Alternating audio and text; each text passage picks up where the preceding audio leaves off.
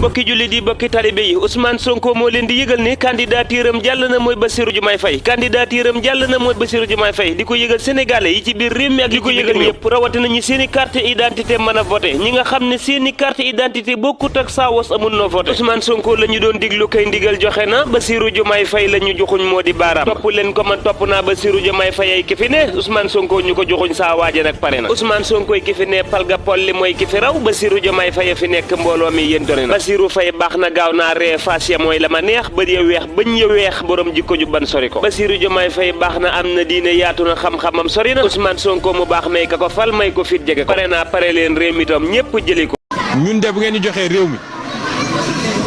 waay jox leen ñu réew mi rek seetaan wallaahi jox leen ñu président de la république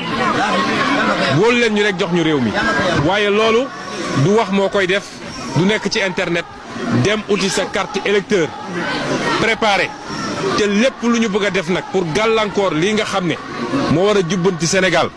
lépp luy ay pexe ak ay tappale ñun ñëpp nañu taxaw jàkkaarloog loolu parce que ñoom su dee dañoo nekk seen tappale war ñoo ëpp fulla ñun ñu nekk suñu dëgg kon war nañoo xoolaat suñu bopp.